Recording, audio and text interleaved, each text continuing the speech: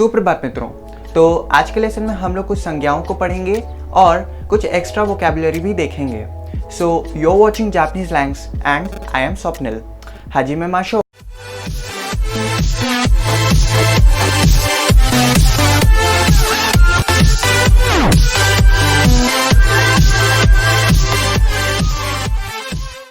तो अब हम लोग कर लेते हैं अपने पिछले लेसन को रिवाइज।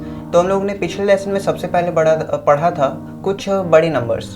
तो ये है यहाँ पे सबसे पहला 100 ह्याकु, फिर ये है आपका 1000 ची या सेन, फिर यहाँ पे आपका ये 10,000 मान या बान, ये है जापानीज करेंसी एन, ये है आपका य तोशी या नेन, फिर यहाँ पर ये है आपका अप में ये है उबा या आगारू या फिर जो। तो ये जो है और आगारू एक वर्ब है जिसका मतलब होता है ऊपर जाना। फिर यहाँ पे ये शिता और फिर सागारू का या गे। तो सागारू का भी मतलब होता है नीचे जाना। अब यहाँ पर ये है मिडिल, तो मिडिल में यहाँ पर है नाका या फिर चो या जो। तो यहाँ पे देख सकते हैं यहाँ पर है आपका जो और जू है, ये जू या चू या जू, और यहाँ पर है आपका जो। तो ये आपको ध्यान रखना है, यहाँ पे ओ है और यहाँ पर ऊ है। ठीक है, ये मैंने आपको पिछले लेसन में भी बताया था। अब यहाँ पर है हाफ की कांजी जिसका मतलब है हान के बाद यहाँ पर आता है आपका ये है बहुत ही अलग तरह की कांजी जिसका मतलब है पावर भी, मिनट भी और कुछ और भी मीनिंग था। तो अंडरस्टैंड इसका मीनिंग होता है। फिर एक होता है आपका टू बी एनफ। वाकेरू का मतलब होता है टू डिवाइड, और वाकारू का मतलब होता है टू अंडरस्टैंड। और यहाँ पे बहुत सारे हैं, यह है बुन, फुन या फिर पुन। आज के हम लोग की जो सबसे पहली कांजी है वो बहुत ही ज़रूरी है। ज़रूरी कैसे है देखिए, इसका मतलब होता है पर्सन, और पर्सन हम लोग सभी हैं। तो देखते हैं, कुन्योमी हितो, ओन्योमी जिन या फिर निन, जिन या निन सिमिलर साउंडिंग है। तो कुन्योमी हो गया हितो, यहाँ पे जिन या निन। अब इसके लिखने का तरीका हम लोग देख लेते हैं। तो बहुत ही सिंपल है, बस 2 स्ट्रोक में कंप्लीट होता है। 1 2, फिर से 1 2 1 2। ठीक है, तो बहुत ही सिंपल है। अब इससे हम लोग देख लेते हैं कुछ शब्द। तो शब्द कुछ इस प्रकार है। सबसे पहला शब्द होता है हितो का मतलब होता है आपका पर्सन। हितो के बाद आता है हितोरी, तो हितोरी का मतलब होता है 1 पर्सन। और उसके बाद आता है आपका साननिन, तो साननिन का मतलब होता है आपका 3 पर्सन्स। और यहाँ पे निन यूज़ हुआ है तो इसका आप ध्यान रखिएगा। और उसके बाद आता है निहोन जिन, तो इसके बारे में मुझे आपको बताना था थोड़ा डिटेल में। तो लास्ट में जो जिन लगा तो वो ये जिन है। तो निहोन का मतलब मैंने आपको बताया था, इसका मतलब होता है जापान। तो जापान जिन, ठीक है। तो जिन का मतलब होता है पर्सन, तो जापान का आदमी यानी जापानीज आदमी। ठीक है, तो किसी भी देश के आगे अगर हम लोग जिन लगा देते हैं तो उस देश का आदमी हो जाता है। फॉर एग्जाम्पल, जैसे अगर हम लोग बोले इंदो जिन, इंदो का मतलब होता है इंडिया और जिन मतलब होता है पर्सन। तो इंदो जिन मतलब इंडियन, वी इंडियंस। ओके, उसी तरह से डॉइत्सु जिन, तो डॉइत्सु मतलब जर्मन में डॉइचलैंड को डॉइचलैंड बोलते हैं, जर्मन में डॉइचलैंड बोलते हैं। तो उसका बन जाता है दोइत्सु जिन। तो दोइत्सु जिन आप समझ गए। तो उसी तरह से जर्मनी का आदमी हो गया। तो अमेरिका का कोई आदमी है तो उसको बोलेंगे अमेरिका जिन। ठीक है, तो इस तरह से बहुत ही सिंपल है, जिन बस लगा देंगे, उस देश का आदमी हो जाए। जो नेक्स्ट कांजी है वो है बच्चे की कांजी, चाइल्ड। ठीक है, तो चाइल्ड में देख सकते हैं ये बहुत ही सिंपल है। कुन्योमी होता है को और ओन्योमी होता है शी। ठीक है, और मीनिंग है चाइल्ड। अब इसका लिखने का तरीका तो कुछ इस प्रकार है। फर्स्ट स्ट्रोक, सेकेंड, 3, बहुत ही सिंपल। एक अच्छा सॉरी गलत हो गया, फिर से। तो इस तरह से हम लोग बना सकते हैं चाइल्ड। ठीक है, अब इससे जो शब्द बनते हैं वो भी मैं आपको बता देना चाहता हूँ। तो शब्द कुछ इस प्रकार है। सबसे पहला शब्द होता है कोदोमो का मतलब होता है आपका चाइल्ड। ठीक है, उसके बाद आता है आपका जो आपका होता है जोशी, तो जोशी का मतलब होता है आपका फीमेल चाइल्ड। फिर हो सकता है आपका ओयाको का मतलब होता है पेरेंट एंड चाइल्ड। और फिर एक शब्द हो सकता है आपका चोशी।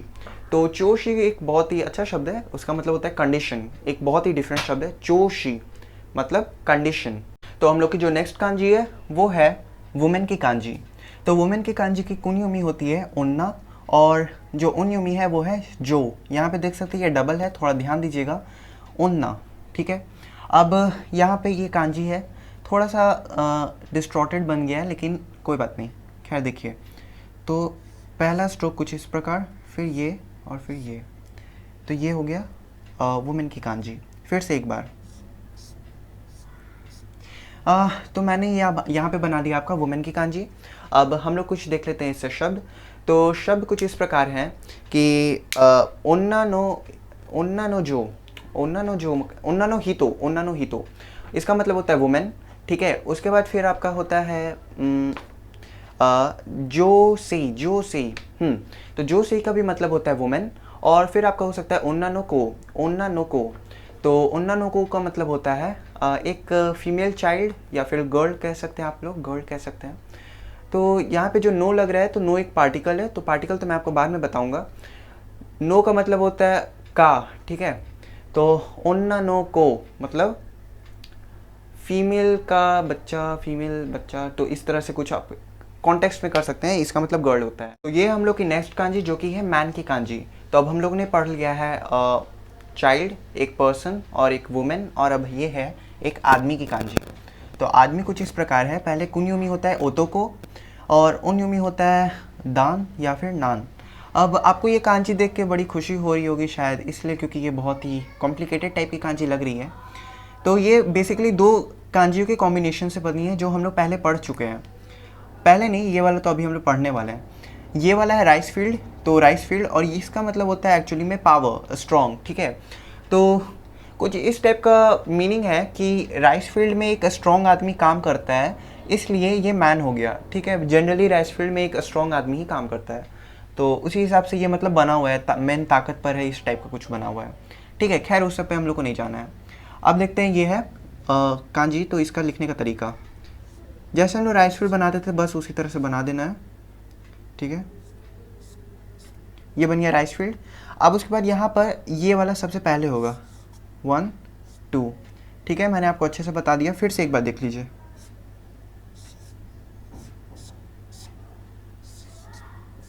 ठीक है, बहुत ही सिंपल है। अब इसका मतलब मैन होता है। अब इससे हम लोग कुछ शब्द भी देख लेते हैं। तो शब्द कुछ इस प्रकार है कि सबसे पहला शब्द है ओतोकोनो। ओतोकोनो को मतलब, ओतोकोनो को मतलब हम लोग बॉय हो सकता है। जैसे हम लोग पिछले वाले में पढ़े थे ओन्नानो को मतलब कि गर्ल होता था, इसी तरह से ये है ओतोकोनो को। अब उसके बाद फिर हो सकता है आपका दानजो।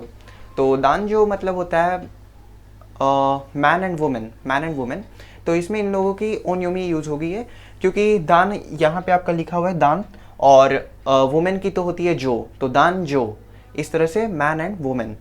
अब जो नेक्स्ट शब्द है वो कुछ इस प्रकार है कि चोनान, ठीक है। तो चोनान का मतलब होता है एल्डेस्ट सन, ठीक है। एल्डेस्ट सन का मतलब होता है चोनान। और फिर जो नेक्स्ट, जो सबसे लास्ट की जो हम लोग की कांजी है वो है दान से मतलब मैन। तो हम लोग पहले पढ़े थे ये पढ़े थे हम लोग, क्या पढ़े थे, जो से का मतलब होता था वुमेन, और इसी तरह से हम लोग का दान से मतलब उसका भी मतलब मैन होता है, ठीक है। तो इस तरह से कुछ आप देख लीजिएगा। तो ये हो गए शब्द। तो ये हम लोग की आज की 5th कांजी। तो 5th कांजी में हम लोग का ये आई की कांजी है। तो यहाँ से जो हम लोग अब कांजी पढ़ रहे हैं वो बॉडी पार्ट्स है, ठीक है। तो ये कुछ अलग तरह की कांजी है। तो सबसे पहले कुन्योमी है मे, और उन्योमी है मोकू, ठीक है। अब यहाँ पे जो मोकू है ये हम लोगों ने ट्री की भी कांजी में पढ़ी थी, तो आप याद करिए, हम लोग ट्री में भी पढ़े थे इसको, लेकिन हम लोग इसका कुछ यूज़ अलग तरह से करेंगे, तो आप देखिएगा। सबसे पहले इसके लिखने का तरीका, तो ये 1 2 3। अब मुझे पता है आप बोल रहे होंगे ये तो सूरज की कांजी है, लेकिन सूरज की कांजी आप याद करिए, उसमें बस बीच में एक लाइन थी, इसमें 2 है, ठीक है। तो ये इस तरह से बना हुआ है, ठीक है। आप ध्यान से देखिएगा फिर से। तो कुछ इस प्रकार से हम लोग बना सकते हैं आई की भी कांजी। अब आई से हम लोग शब्द देख लेते हैं। तो आई से जो शब्द है वो पहला है मे का मतलब होता है आई खुद ही होता है उसका मतलब। फिर हो सकता है इची नीची में। इची नीची में का मतलब the first day, one of the first day, ठीक है, इस तरह से कुछ। और फिर आपका हो सकता है ये मेगा मेगुसुरु, मेगुसुरु। तो मेगुसुरी का मतलब होता है आई लोशन, आई लोशन, ठीक है। और जो लास्ट शब्द है वो है मोकुतेकी, मोकुतेकी। तो मोकुतेकी में आपका यही चीज़ यूज़ हुआ है। तो जैसा मैंने बताया था मोकुतेकी, तो ये एक एक्सेप्शनल वर्ड है, इसको आप याद करें। खैर ज़्यादातर हम लोग केसेस में ये यूज़ करते हैं। और एक और चीज़, इसका मतलब होता है मेगाने। मेगाने का मतलब होता है स्पेक्स, ठीक है, स्पेक्टिकल्स, जो मैंने यहाँ पे पहनी है।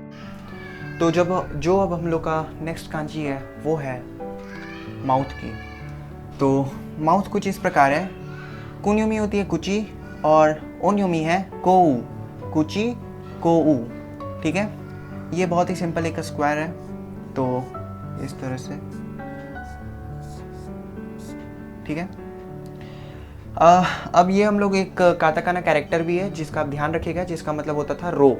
तो रो जो है वो था यही सेम साइन था उसका भी।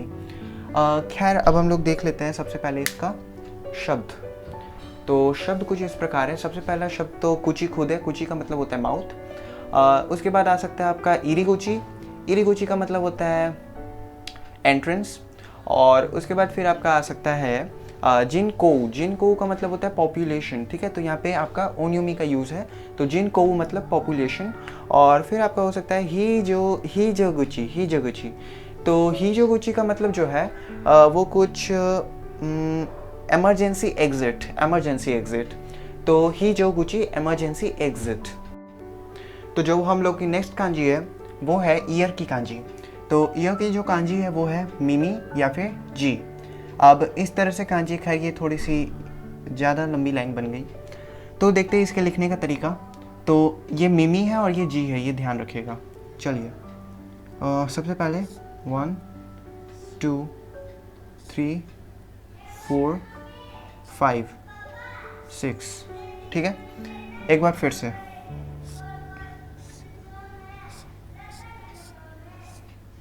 ठीक है। तो बहुत ही सिंपल है। खैर ये इतना लंबा तो नहीं बनता है, बस मैं ऐसे ही बना दिया। तो इसका मतलब ईयर था, ईयर। अब इससे जो शब्द बनते हैं वो मैं आपको बता देता हूँ। सबसे पहला शब्द होता है मिमी। मिमी खुद ही एक शब्द है जिसका मतलब होता है ईयर। दूसरा शब्द हो सकता है जीविका। जीविका तो आप जानते ही होंगे, ये एक तरह का क्लिनिक होता है, शायद NET क्लिनिक कुछ ऐसा कुछ होता है, क्लिनिक होता है, ठीक है। फिर उसके बाद है मिमिकाजारी। मिमिकाजारी, मिमिकाजारी का मतलब होता है आपका ईयररिंग्स। ईयररिंग्स जो कान में पहनते हैं, ईयररिंग्स। तो मिमिकाजारी, ईयररिंग्स। तो हम लोग की नेक्स्ट कांजी है वो है हैंड की कांजी। तो हैंड है, कुन्युमी है ते, और यहाँ पे जो ओन्युमी है वो है शू, ठीक है। और मीनिंग तो हैंड है, तो ते, और यहाँ पे है शू, शू, ठीक है। अब इससे जो सबसे पहले राइटिंग तो कुछ इस प्रकार से है। पहले ये लाइन, फिर ये लाइन, फिर ये लाइन, और इस तरह से, ठीक है। तो इस तरह से कुछ बनता है। फिर से देख लीजिए,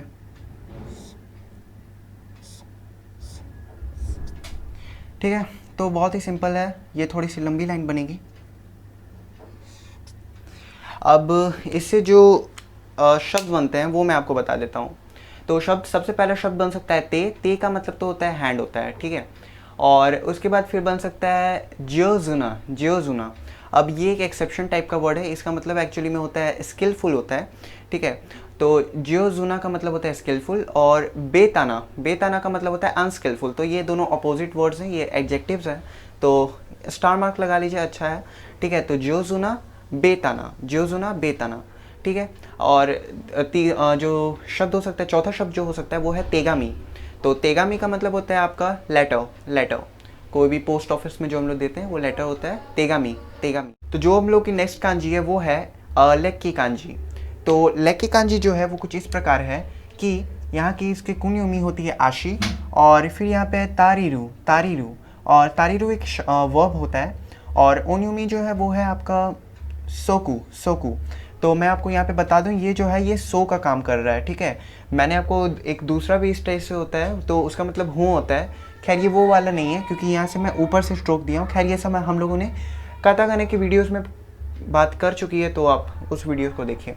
चलिए, इसका मीनिंग होता है लेग। अब इसके लिखने का तरीका होता है, देखते हैं। सबसे पहले तो ये इसका स्क्वायर बनेगा, अब उसके बाद यहाँ से एक ये, फिर ये, और फिर सबसे पहले ये बनेगा और फिर ये।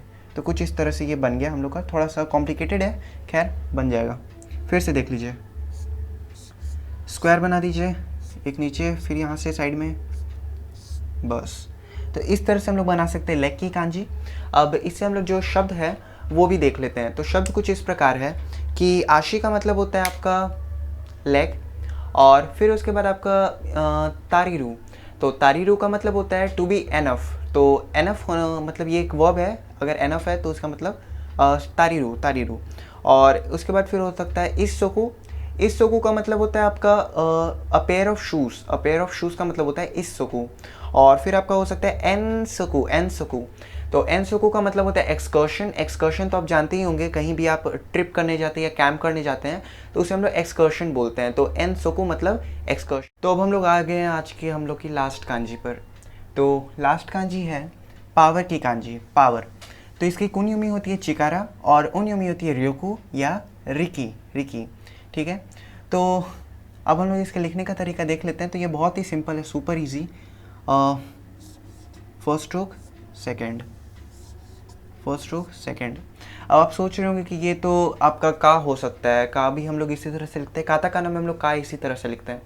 तो खैर मैंने जैसा आपको बताया था बहुत सारे एक्सेप्शंस हैं, तो इस तरह से हम लोग लिखते हैं पावर। अब इसे हम लोग शब्द भी देख लेते हैं। तो शब्द कुछ इस प्रकार हैं। सबसे पहला शब्द है चिकारा। चिकारा का मतलब होता है आपका पावर, और फिर हो सकता है आपका सुइर्योकू, सुइर्योकू। तो सुइर्योकू का मतलब होता है आपका वाटर, और फिर वाटर पावर, वाटर पावर।